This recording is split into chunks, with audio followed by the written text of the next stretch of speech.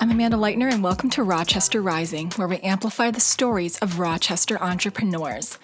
Welcome to episode 215 of the podcast. Rochester Rising launched in 2016 to amplify stories of Rochester entrepreneurs through original, insightful content.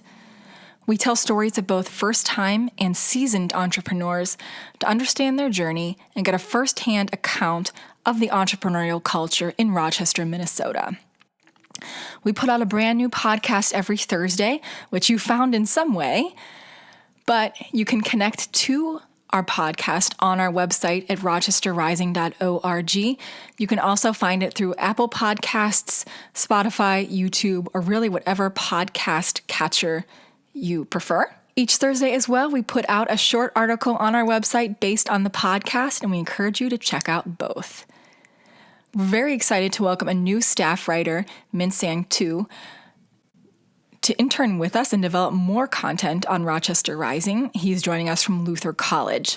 He just put out his first story with Rochester Rising this week as well, which was wonderful. If you have not checked it out yet, highly encourage you to head over to our website and give it a read. His first set of stories are focused on resilience in the business community here in Rochester.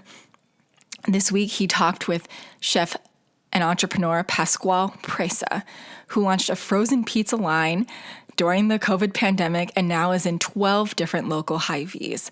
So it was a wonderful story to see and better understand what the COVID pandemic was really like for entrepreneurs and how they worked through it. Rochester Rising is the storytelling arm of Collider, which is a Rochester-based 501c3 nonprofit that supports early-stage entrepreneurs in this community. So, full disclaimer for the podcast today. On today's show, I talk with Interim Executive Director Jamie Sundsbak at Collider, all about Collider. So, a little background or backstory today on our sister organization. So the podcast you are going to listen into today was recorded in person, but socially distanced and masked. So you can definitely tell that the masks are on in this podcast recording. You can hear some airflow going through the room, which is a good thing. It means people are safe. But while there are some audio restraints to recording in person, I still think you get the best interaction rather than Zoom, as long as it's done in a safe, socially responsible way. So we're constantly working to try and improve audio quality and get our best settings possible. We've transitioned in the past few months to using a portable mic and still kind of figuring out a little bit the best settings in some of these situations. So some of you may be aware, some not, that in March, we actually disassembled our podcast booth. Last March, we disassembled our podcast booth that we had in the Collider co-working space in the Conley Mass Downs building. Might be time to get that back up here shortly because we definitely have wonderful microphones that we have there. But it seems that the trend is to do more and more in-person interviews now as people are getting more comfortable with that, and we've figured out a safe protocol for everybody. So we'll continue to improve the audio content for you because, again, I still believe that in-person interviews are the best way to go. That being said, we have a great conversation to share with you today with Jamie Sundsbak, the Interim Executive Director at Collider. Many of you are probably familiar with Collider because you're here, you're listening into the podcast, and you hear me mention it at the top of the podcast every week. But today, you get a little bit more insight into Collider as a whole. In the conversation today, we talk about how the original concept for Collider was developed, how the organization has changed over time, and how it works to help early-stage entrepreneurs. We also chat with Jamie about what it was like for Collider to navigate COVID. We also talk about new opportunities in 2021 for Collider, including the opening of a second co-working location within the Mayo Clinic Business Accelerator in partnership with Ready, and also Collider's welcoming of their newest tenant, Google, to the Collider co-working space. So we'll jump right into the podcast today with Jamie Sundsbak, the Interim Executive Director of Collider. So I'm Jamie Sundsbak. I'm the Interim Executive Director of the Collider Foundation here in Rochester, Minnesota, the parent organization of Rochester Rising, in full disclosure. Collider is really, at the end of the day, all about helping to grow the entrepreneurial community here in Rochester and supporting especially early stage entrepreneurs. What do I do outside of this role? Use your Instant Pot. I use my Instant Pot a lot. I do like to cook when I'm able to.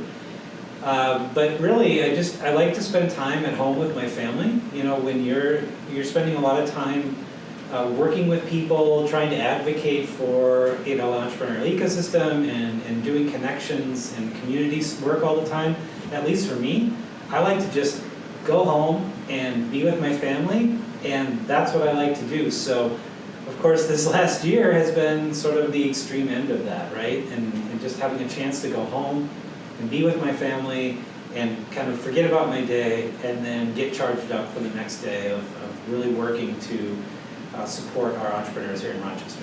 All right, so we wanted to talk about Collider, the foundation as a whole, and then probably a lot more about the coworking aspect of Collider, but can you go back to talk about, you know, almost 4.5 years ago now, or probably way before then, really? 5.5 years. 5.5. So what was the original concept for Collider, and how was that developed? Like, what's the backstory on that in the community? So I think trying to go back and think about that sometimes is a little bit hazy in my mind. So I'm going to try to really think hard, because it's amazing that it's been 5.5 years. I was just talking to a friend yesterday who I'm trying to convince to move back to Rochester, who's been gone for almost 8 years, and he was just like, well, you've been doing this for 5.5 years, because I remember when you left Mayo Clinic. And I was like, really? It's been that long? Some days it feels quick, some days it feels like it's been a decade or two. But in essence, the beginning of Collider for me came at a point where I was a frustrated entrepreneur. I had tried to bring a company here and found very little in the way of community almost 15 years ago. I was not used to that, because there was a great community where I had started my company in Salt Lake City, Utah. It was amazing to go to meetups and events and instantly plug in and feel welcome and feel supported. And I just couldn't find that here in Rochester. But even after my company ended up not working out, I ended up, you know, getting a pretty cool job at Mayo Clinic, it always bothered me that there just wasn't a really tight-knit community around entrepreneurship in our community. So I started doing events, nights and weekends, with an organization that I created called BioAM, and really found that just by doing simple meetups and events, we started to bring people together. And the power of what happened during those meetups was people got to know each other, they started to trade ideas, there started to be more energy around entrepreneurship. And that, to me, I would get charged up by doing those events. I get super excited, and then about 2 hours after it was over, I felt like something was missing again. And I wanted to create a space in Rochester where that activity could be going on all the time. So it wasn't just an event or a meetup or whatever I would create. It was a space that people could go and feel that every single day of the week.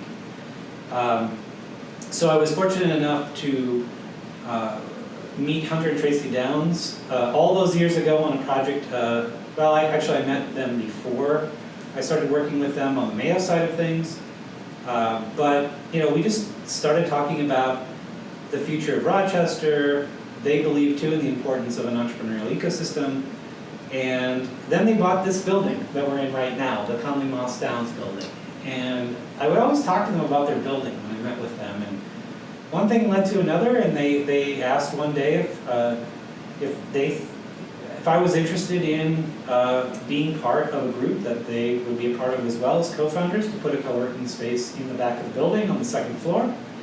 And you know, going back to that, how could we continuously have energy and activation here in downtown Rochester? I thought it was a great opportunity, and I took the what I call the vow of poverty for probably what would be a really good paying job now at Mayo Clinic, and ended up starting that 5.5 years ago. So long origin story, but I think it helps to explain my passion of why I believe that density of people in the space, of course in COVID that's a little bit more difficult than it was in the past, but I think that's very, very important. So I wanted to dive into that concept of, I forget exactly what you called it, a vow of poverty? Because a relative vow of poverty, yeah, right? well, I'm not destitute, but it would be a lot different if I had stayed at Mayo. Yeah, not necessarily those lines, but I just finished editing a podcast, or aired a podcast yesterday with Brandon Hendrickson, and he's a teacher, so of course when I was interviewing him, he was kind of interviewing me too at the same time and asking me questions. And one question he asked me was, why did I get into entrepreneurship? And we kind of fell on it being like an adventure. So can you talk about, like you said, you knew that there was going to be a pay cut, some instability perhaps in that with starting a new venture. What were your thoughts on assessing risk, taking that step? What keeps drawing you back to entrepreneurship? So, a couple of things there. One, a great philosopher in our community, his name is David Hewitt, entrepreneurial philosopher, we'll call him that, said entrepreneurship is a disease that I don't wish anyone would get. And I think you get sort of bitten by this entrepreneurial bug. You start to see the world in a little different way. You see, it's almost like Neo in the Matrix, right? You start to see opportunities, and you are then equipped with skills to help you assess those opportunities and think about them in business terms. And once you start down that path, it's really tough to stop doing that. So, as an entrepreneur for all those years back, I think I'd always been looking for that next thing. I like the thrill of entrepreneurship. I like the stress of it as much as people probably don't believe that about me. I actually thrive on chaos, and it probably comes out in me always looking stressed and out and worn out, but I look back at my career at Mayo, it was very fulfilling, but it felt empty to me. Like I didn't feel like I was doing what I was supposed to be doing. And for as many bumpy roads as an entrepreneurial ride can be, pursuing something like Collider, I still feel like at the end of the day, that's what I'm here to do, and that's what drives me. So the second part of the question is really about risk. I am very fortunate, as many people are in this community, to have a spouse that works at Mayo Clinic. That means that my wife has great health insurance. My wife has a very stable income. That allows me to be a little more risky in what I'm doing, because I know at the end of the day that no matter what happens to me personally in my career, my wife and my kids are sort of okay. And I think that helps remove a lot of barriers. And that's a for people who are able to have that advantage here in this community, that's a very powerful thing, because it does allow you to maybe make some riskier choices than you normally would. At the same time, when I was faced with that career shift, I had to sit down with my wife. We had a very long conversation about it. We had to think about, was this the best move for us? And speaking of the word move, that's where I was. I was like, I either have to do this or we have to leave, because for some reason I wasn't feeling that excitement about my job, and I thought, no, I either have to find it somewhere else or I have to create it here in Rochester. So that's kind of how I looked at risk. And then going forward with the business and now the nonprofit, I've sort of just ignored risk. I don't know if that's the best way to put it, but you don't get any benefits without taking some leaps that maybe people don't see or feel like it's too risky. And hopefully I've gotten a little bit better over the last decade of knowing when to leap and knowing when to think more about the risk. Time will tell. David Hewitt, the philosopher. David Hewitt, business philosopher of Rochester. Brandon said something pretty similar. He basically said it's about pain and a protagonist undergoing struggle, extreme struggle. That sounds like something Brandon would say. Yeah. And I was like, yeah, that's probably about right. That is about right. Okay, so we talked a little bit about when Collider opened, first as a co-working space in the summer of 2016. How has it changed, or what was the concept when it opened, and how has that changed up until, let's say, pre-COVID? I think I was pretty naive back then. My understanding was that I had been working around with all these events over the years that people were just waiting in line to start companies. And so I thought my customer, who would be in our co-working space, were entrepreneurs. What I quickly found is there weren't as many entrepreneurs that were willing to take a space in a co-working space as I thought. Really, the market quickly became remote workers. And of course, you have to kind of rewind back in time and realize that remote working wasn't the big deal it is now. It was very niche. So you were seeing a lot of people coming into our space 5 years ago using video chat technology and all this stuff that we take for granted now, they were using, which actually helped us a lot during COVID because we sort of understood that technology a little bit more than the average person. And then, I started to see more the value of broadening the people who were in the space. So it wasn't just entrepreneurs, it wasn't just remote workers, there were small businesses. There were, for a time, a couple of larger businesses that had a presence here. We wanted to be welcome to everybody because we named this place Collider. A lot of people think we bought a franchise, which I always think is funny, and it's kind of makes me feel good that people think this is a franchise.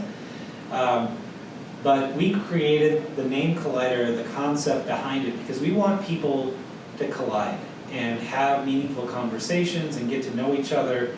And I think by sort of broadening that base of tenants who would be in our co-working space, that helped with different perspectives, different ideas. It was really cool when someone's like, I need a lawyer, and we could point, and there was a lawyer over in the corner.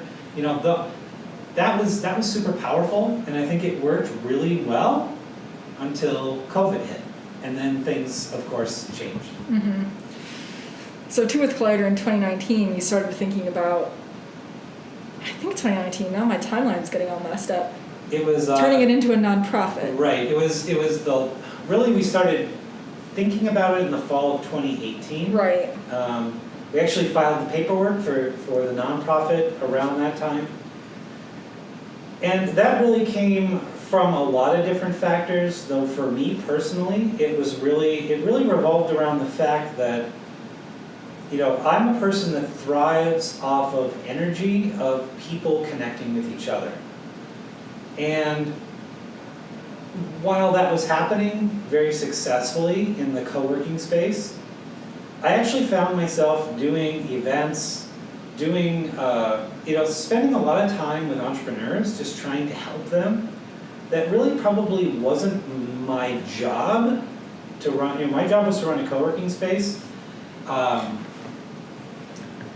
I was really spending more and more time doing other stuff. And when I looked at it, it was actually a significant percentage of my time. So I wasn't out selling desks and getting people into the space. I was doing things like helping entrepreneurs. So we had a sit-down conversation between Hunter and Tracy Downs and myself, and just said, maybe this works better as a nonprofit, which focuses on entrepreneurship. So we did a crazy thing, right? We took a business that was actually continuing to make money every month and actually doing very well, and then made a choice to completely change our business model because at the end of the day, the three of us believe deeply in this community. And we thought maybe the most effective way to make that happen would be a nonprofit. So we made that call. We spent the next few months, painfully trying to unwind this business and get it absorbed into that. So the co-working space became part of the nonprofit called the Collider Foundation. I served as interim, sort of unofficial executive director just to get it started. And then Tracy Downs took that position over a few months later as executive director. And then I think that's about the time that you and I started this crazy, we saw this grant opportunity, so we worked together and we built, and we were awarded this fantastic Kaufman grant, and then we were able to bring you on board and bring our crazy idea of the Ecosystem Navigator program into the real world and off the page. And I think that's kind of the progression of that. But yeah, it's been a crazy few years. So what's the vision for Collider as a foundation? How do you see the organization working with entrepreneurs and assisting entrepreneurs? So I'll give you my personal belief, because I think as a new sort of startup nonprofit, we're still in that like messy design phase where we're trying to figure out what we want to be when we grow up. But for me, it comes back to what I've said over and over and over. It's about connecting entrepreneurs to the resources and the community that will help them succeed. I think your work, Amanda, that's been done has really pointed to a need around early stage business. And I feel that a lot of our skill sets at Collider Foundation mesh really well with helping and assisting early stage companies, whether it's education or connections or storytelling or space. And so really for me, it's being able to work with people who are taking a big risk in their lives and helping them know that they're not doing it alone, that they've got someone with them or an organization with them that is cheering for them on the sidelines, and when they need help, we can jump in and help as best we can. That's what I really think the vision of Collider is 10 years from now, if someone moves to this community with a business idea like I did 15 years ago, they're welcomed immediately in the community, they're connected with the people that can help them move their business forward, and they look back and they say, there's no other community like this in the world who believed in me from the first handshake or whatever we do post-COVID, elbow bumps, and care deeply enough to say we want to genuinely help you get to where you want to go as a business in our community and hopefully thrive and grow in many cases, maybe even beyond the borders of Rochester. That's a huge win. So last year at about this time, we were dealing with COVID, and Collider Foundation as a whole, the co-working space is obviously a major part of the business model. So what did that look like, especially between kind of March and April for the co-working space and for the foundation? What was that like? What were some major hurdles, and how did you get around them? Has anybody ever sworn on this podcast? Oh yeah, we just have to mark the I'm going to be the first one. You have asked that before and thought you were the first one each time. I have no memory, as people recall. That's why I write everything down. Apparently, I didn't write that down.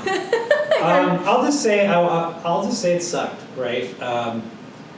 I felt like we were in an amazing position. We were getting our feet under ourselves as a nonprofit. We were starting to do really cool events. If you think back to our think tank event with Sherpa, that was amazing. That was right I wanted at the end to of do February, like one of those a month was our plan. Of course, we were sort of brought up in the world of in-person events because that's the world we knew. So obviously, a lot of our remote workers in the co-working space wanted to work in our space, but were prohibited by their companies. The companies made a standing rule that all of their employees should work from home, so they couldn't work here as much as they wanted to. Our revenue basically took a nosedive, which was not the best, considering about half of my pay was always derived from the co-working space. Fortunately for us, we were able to get the first round of PPP funding, which helped to really bridge that gap between our rent obligations as well as my pay obligations. And I can't believe how lucky we got that Kaufman grant at the right time. That helped immensely. And I think we were actually able to focus more on the Kaufman work. And that really helped us, I think, lay the groundwork for what the foundation does very, very well. So yeah, coworking, not the best. We were forced to shut down for about 5 weeks at one point after the governor's stay-at-home order in the spring. We took the bold step to not charge our coworkers during that time. I felt very, very strongly that why should you pay for a space you can't be in? And there was some pushback with that, but I think it was the right thing to do, and I still think it's the right thing to do. And so, yeah, it wasn't the best, but we were still able to pretty much cover our costs through the entire time, which, as a nonprofit, like that's the steady state. I mean, it's not great, but it's doable. But it did force us to really, I think, really stretch outside the box, look at the other pieces of what we do, from events to education to storytelling, and not always just rely on space for revenue. So I think it was tough, but we were fortunate enough to get our second round of PPP funding, which again is going to help us quite a bit here over the next few months, and it caused us to rethink, who our tenants would be and how we could continue to keep the co-working space going as a vital piece of the foundation. You can tell now that people are getting a little bit more comfortable with things. Even like in the past 2 weeks, you've seen more people in the co-working space. I mean, everyone's being safe and wearing masks and keeping, apart, unless they're whatever, family or potted or whatever you want to call it. But yeah, you're starting to see people getting more comfortable. We're having more vaccines in the community, and people are just tired of being at home too. Well, look at today. I think we've had 6 or 7 people come through the space. It's funny how there used to be a vibe to this place where it was always kind of noisy and chaotic and crazy. And then over the last year, it's been so quiet, very library-like. And now when people come back, like the old man in me jumps out and is like, shut up and be quiet. And I'm like, no, that's what we want. We want that excitement. We want that energy. We want those discussions, those collisions to be happening. So yeah, I feel strongly that people think it's cool to work at home. And right now, many parents feel like they obviously have to be at home. Once their kids go back to school, I think they're going to start to realize how quiet their house gets, how distracted, maybe they're not distracting themselves with their kids' education, but suddenly they're walking the dog or doing the laundry or all of this stuff. And realizing that they need accountability again, I think you're going to see a lot of people turn to co-working spaces to really fulfill that need. I keep saying it's like a gym membership. Some people need to join a gym to work out. They just need access to that equipment, that community of people around them working hard to be healthy. Some people can do it fine by themselves. And I think you're going to see that with the world of work too, especially if people's offices are now eliminated in some cases. They're going to need to have, some people are going to have that need for an accountability spot to go and be productive. And so I think there's a lot of potential in co-working for sure, especially around the Rochester area. Definitely. So like you mentioned, the nonprofit started or officially launched or was announced in really October 2019. But kind of over 2020, what were some real highlights for you, milestones over that past year that you think people should be aware of? Up until, let's say, a couple weeks ago, because that's a whole different conversation. Yeah, that's a whole different conversation. Prior to February this year, what accomplishments did you see the foundation have that you think people should know about?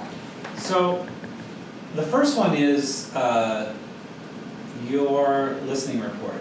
That was part of the coffee. Your first year of work at Collider. And that was written courtesy of the pandemic. Yes. Allowed us to, especially you, to really focus in on that. In the first, I would say, 2 to 3 years that I was active in the community, I was pretty naive to the larger business world of Rochester. I assumed that business meant downtown, it meant Mayo, it meant, maybe a couple of restaurants. Brick and mortar, probably. Brick and mortar that you saw downtown, again, downtown. And what I wasn't seeing is the amazingly diverse population we have in this community who are business owners. It just wasn't, I'd go to events and I would see people who looked very much like me. I just didn't bother to look any deeper.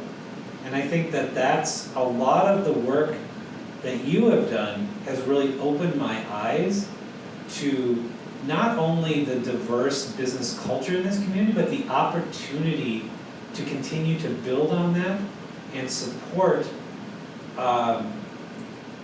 these business owners who have very different barriers from the barriers that maybe you and I have. And that, to me, working with you on that report, reviewing it, and then finally reading it, I just read it again a few days ago, that really opened my eyes. And I think as a foundation, that became a real pillar of what we judge a lot of our events and activities and storytelling on now is, trying to tell and invite, a more diverse population and try to understand their needs and actually helping to highlight some of that stuff in our community as well. So that's I think the biggest thing of the pandemic.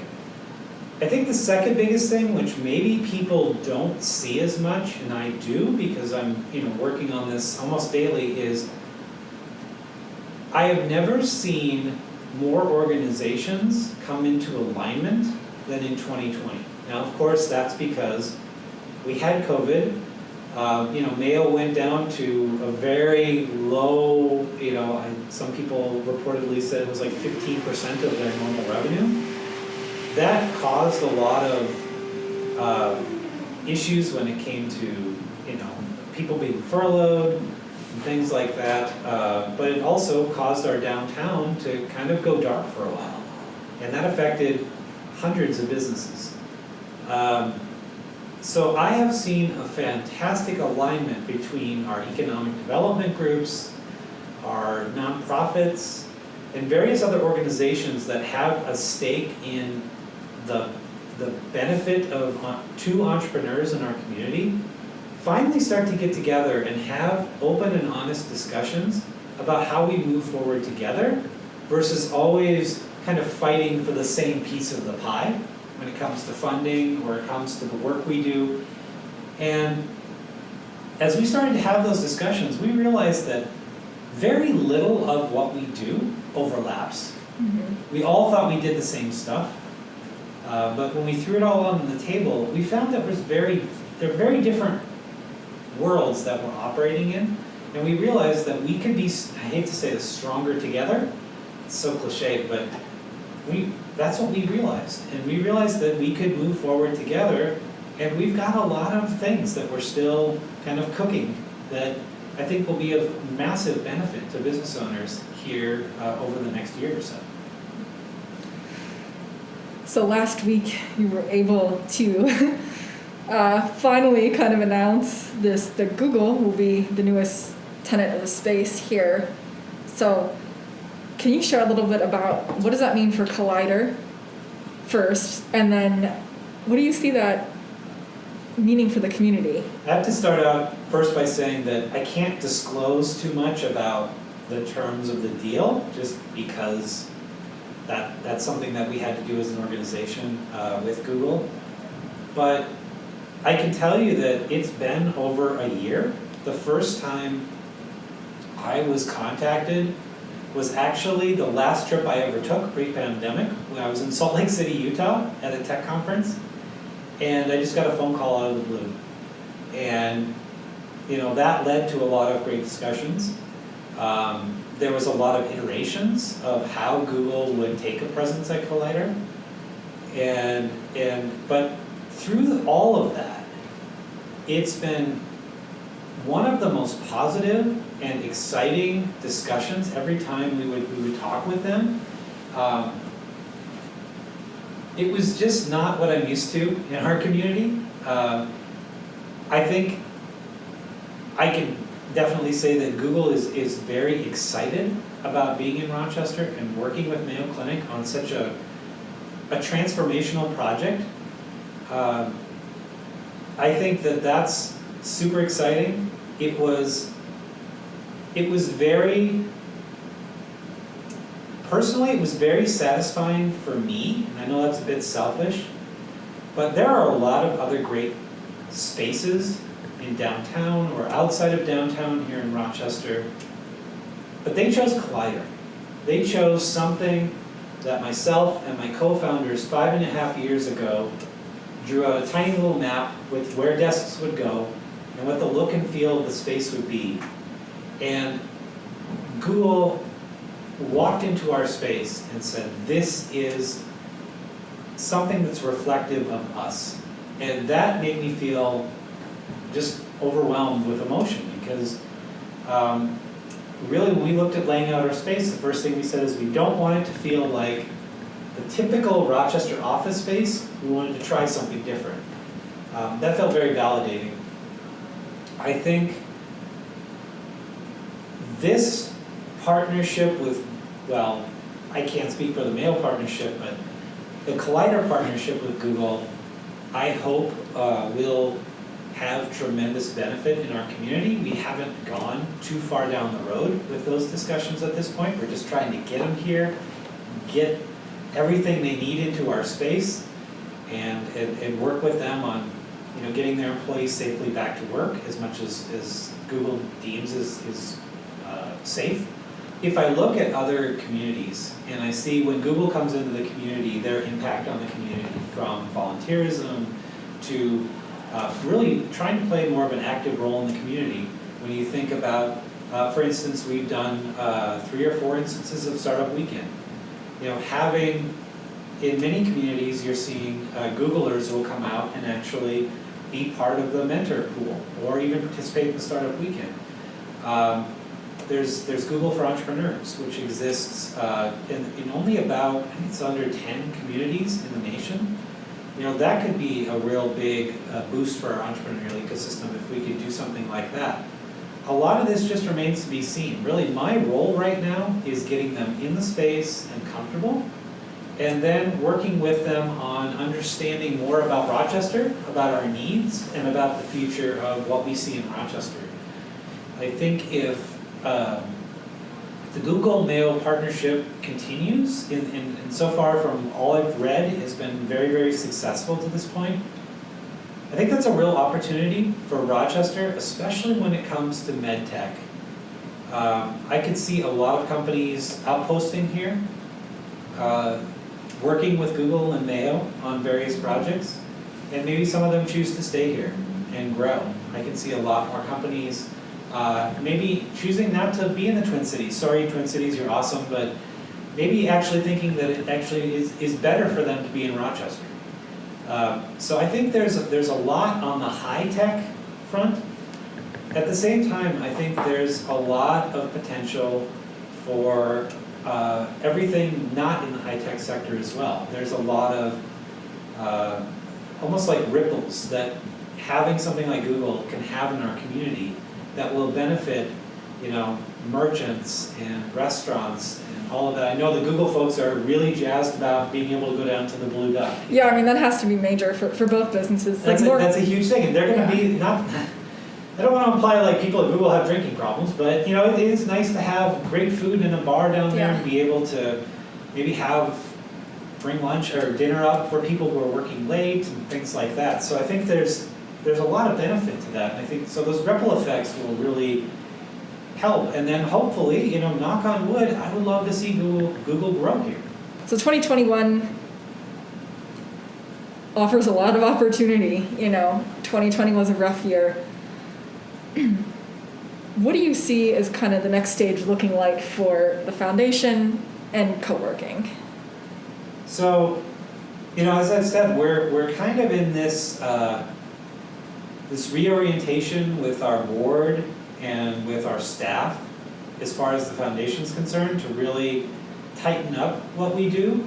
I think as entrepreneurs, we've sort of traditionally thrown spaghetti against the wall and see what sticks. I think as scientists or ex-scientists, we would say that we're trying things and we're gathering data and we're seeing what works and what doesn't. I think we just need to tighten that up a little bit as an organization. So we got to get our legs under us as a nonprofit. Obviously, we need to be sustainable as well, so that's a huge thing for us. When you think about the co-working space, we're still trying to figure out everything that Google needs, but at the same time, we have a great core of coworkers here who I wanted to make sure suddenly didn't, on a Friday they were working here, on a Monday there was a sign that said, hey, guess what? There's no more room for you. So I really wanted to work to make sure that our coworkers had a space no matter what. And so we stepped up and went down about a block and a half down to the Mayo Business Building to our good friends at Ready. And we decided to open a second co-working location inside the Mayo Clinic Business Accelerator, which is what I'm pretty much living and breathing and stressing about right now. When I worked at Mayo, I worked out of the Mayo Clinic Business Accelerator for almost 2 years.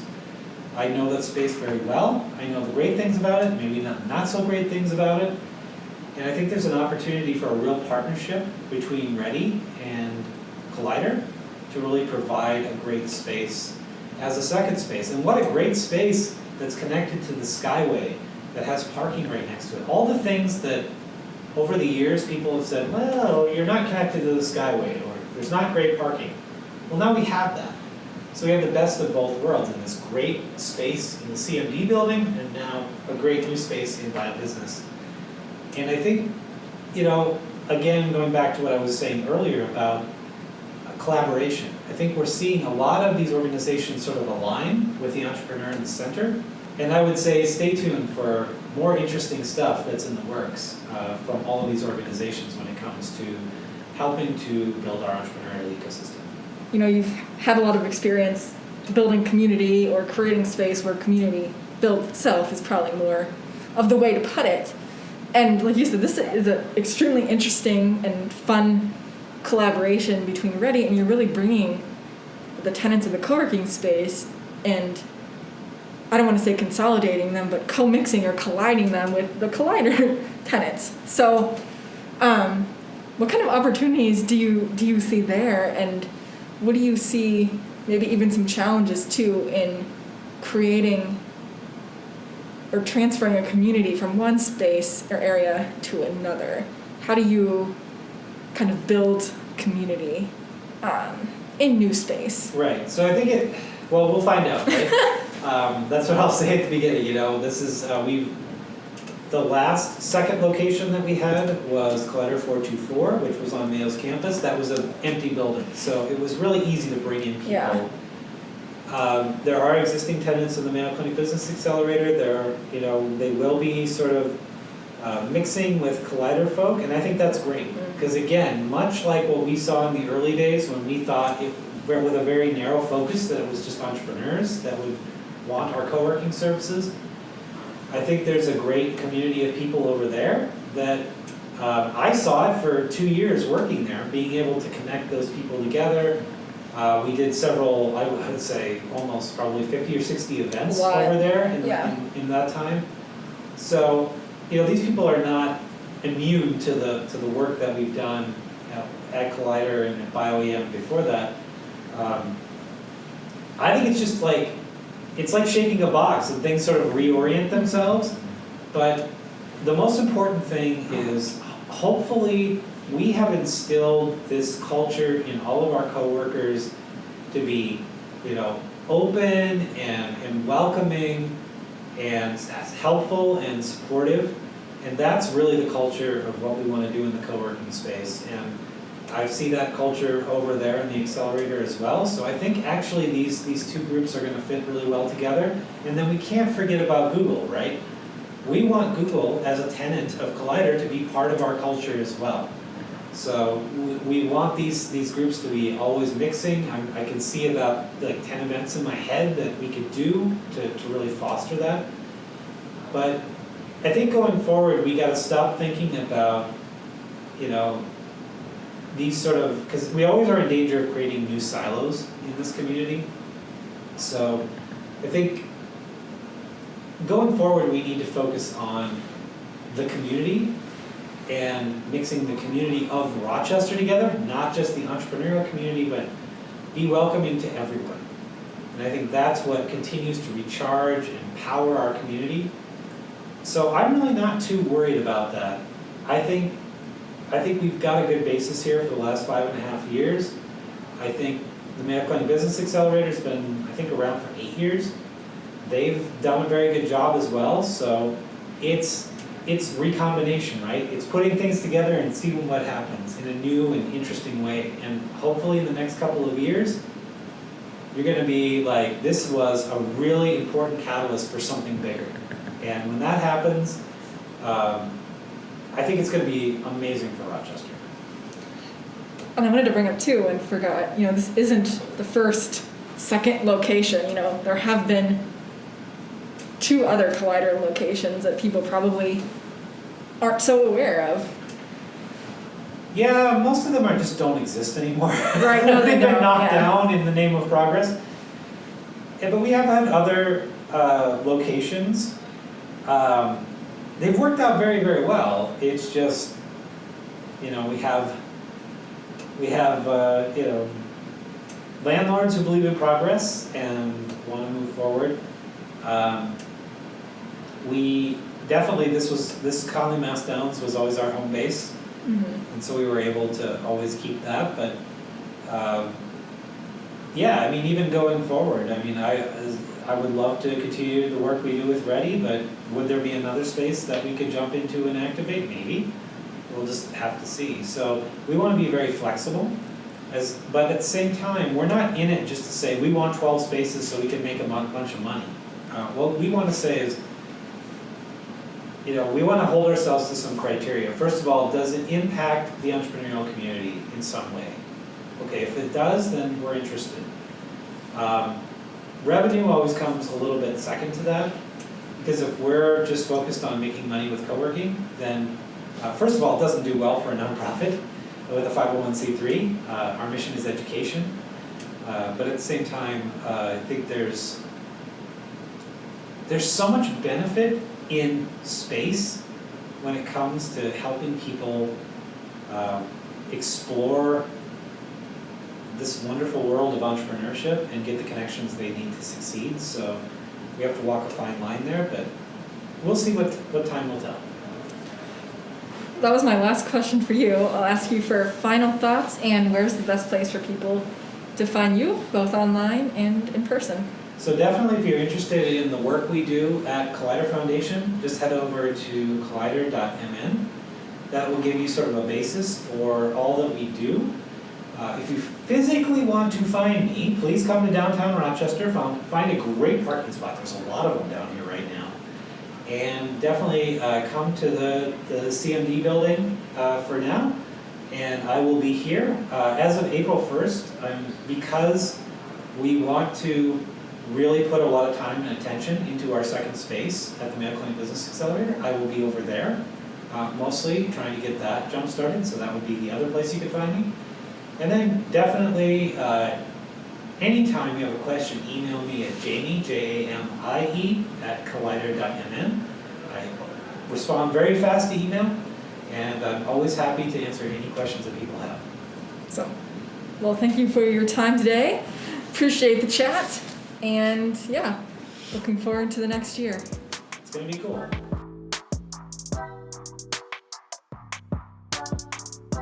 Thanks so much again to Jamie for taking time to chat with us today and learn more about how Collider started, how it changed, and where it is now. You can find more information about Collider in the show notes that go along with this podcast.